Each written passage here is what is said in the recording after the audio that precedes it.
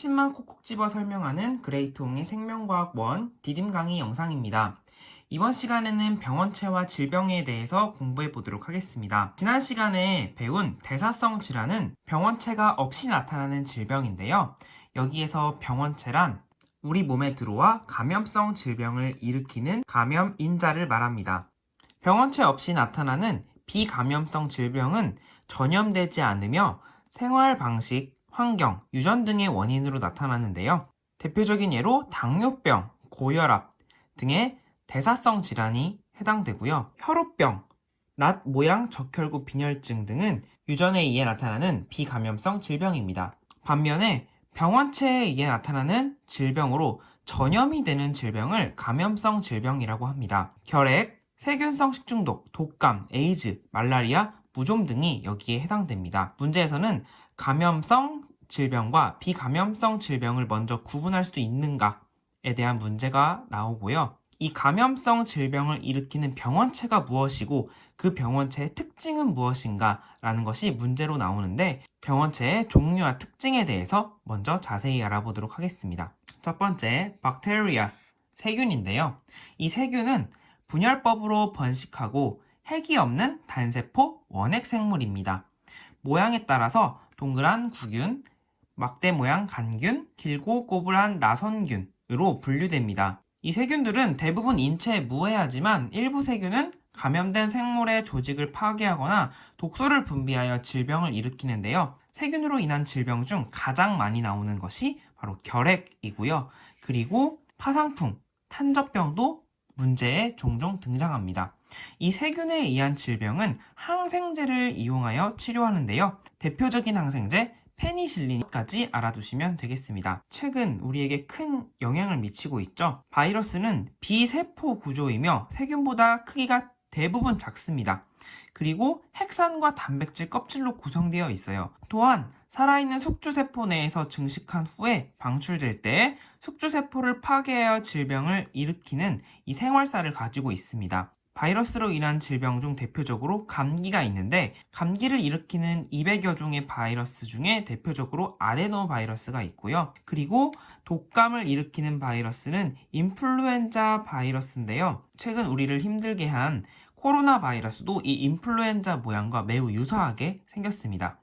그리고 후천성 면역 결핍 증후군 에이즈는 HIV에 의해서 걸리게 됩니다. 이 바이러스에 의한 질병은 항바이러스제를 이용하는데요. 하지만 이 항바이러스제가 숙주세포의 독성을 나타내는 경우가 많고 돌연변이가 잘 일어나기 때문에 치료제의 효과가 낮다는 특징을 가지고 있습니다. 그래서 앞으로 우리에게 가장 큰 영향을 미칠 병원체 중에 하나가 바로 바이러스입니다. 문제에는 세균과 바이러스가 주로 등장하니까 여러분이 이 내용 꼭 잘 알아두시기 바라고요. 다음으로는 원생생물입니다. 원생생물은 핵을 가지고 있는 진핵생물입니다. 일부 원생생물은 열대 지역에서 매개 곤충을 통해 인체 내로 들어와 질병을 일으키게 됩니다.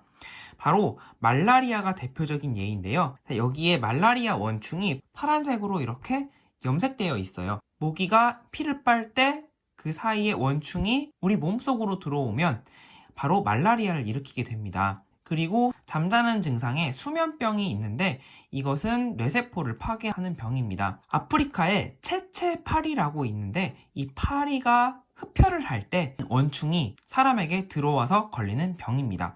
이 원생생물에 의한 질병은 해당 생물을 표적으로 하는 약물로 치료하게 됩니다. 다음으로는 균류인데요. 균류도 마찬가지로 핵을 가지고 있는 진핵생물입니다. 즉 곰팡이라고 생각하시면 되고요. 이런 균류가 몸에 직접 증식해서 걸리는 질병에 바로 무좀이 해당이 됩니다. 그리고 이 균류가 생산하는 독성 물질 때문에도 증상이 나타날 수 있습니다. 균류에 의한 질병은 항진균제를 이용하여 치료하는데 바로 무좀약이 여기에 해당이 되겠죠. 그리고 마지막으로 변형된 프라이온인데요. 변형된 프라이온은 바로 단백질로만 이루어져 있습니다. 핵산을 가지지 않는 단백질성 감염 입자입니다. 원래 정상 프라이온 단백질이 우리 뇌에 존재하거든요. 어떤 이유인지는 아직 명확히 밝혀지지 않았습니다.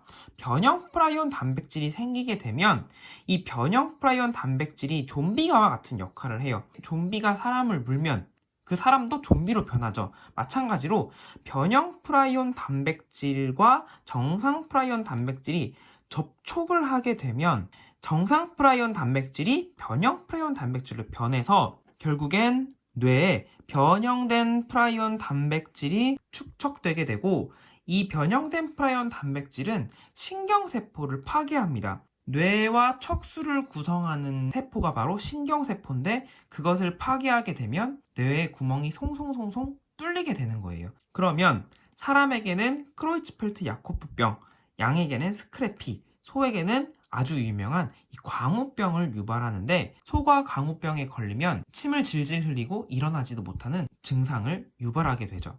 변형된 프라이온에 의한 질병은 원인도 불분명할 뿐더러 치료제도 없기 때문에 아직도 미스테리한 병원체 중에 하나입니다. 지금까지 병원체의 종류와 특징에 대해서 알아봤는데요. 병원체를 5가지 기준으로 비교해가며 정리해보도록 하겠습니다. 먼저 세포 구조를 이루고 있으며 세포 분열을 하는 병원체는 세균이 여기에 해당되고 원생생물, 균류가 해당이 됩니다. 바이러스는 세포 구조가 아니기 때문에 세포 분열도 하지 않고 변형된 프라이온도 단백질로만 이루어져 있습니다. 핵산 유무, 즉 DNA와 RNA가 존재하는가? 세균은 존재하고 바이러스도 존재하고요. 원생생물, 균류도 존재하는데 변형된 프라이온은 존재하지 않습니다. 자, 핵유무, 세균은 원핵생물이죠. 핵이 없습니다. 바이러스도 당연히 없고요. 원생생물과 균류는 진핵생물이기 때문에 핵이 있다 알아두시고요. 변형된 프라이온은 없죠. 자, 단백질 유무, 자, 세균 있고요. 바이러스, 단백질 껍질 있죠. 원생생물 균류, 당연히 단백질이 있고요. 변형된 프라이온도 단백질로 이루어져 있습니다. 자, 물질대사, 세균 스스로 물질대사 합니다. 자, 바이러스는 세모를 줄게요. 왜냐하면 숙주 안에서는 물질대사가 가능하지만 숙주 밖에서는 스스로 물질대사를 하지 못하기 때문에 세모를 부여하도록 하겠습니다. 원생생물과 균류 물질대사 하고요. 변형된 프라이온 물질대사 없습니다. 여기서 특징은 원생생물과 균류는 진핵생물이기 때문에 거의 비슷한 특징을 가지고 있다라는 것을 알 수가 있고요. 세균의 핵유무 헷갈릴 수 있습니다. 바이러스의 물질대사 여부는 숙주 안과 숙주 밖이 차이가 난다. 알아두시고 변형된 프라이온은 단백질 유무만 동그라미로 체크됐다라는 것을 알아두시고요. 병원체로 인한 대표적인 질병들 꼭 알아두시기 바라면서 별표 하나 드립니다. 이번 시간에 병원체와 질병에 대해서 공부해봤는데요. 다음 시간에는 우리 몸의 1차 방어작용에 대해서 공부해 보도록 하겠습니다. 구독과 알림 설정 그리고 복습까지 챙기세요. 지금까지 그레이트 홍쌤이었습니다. 홍빠!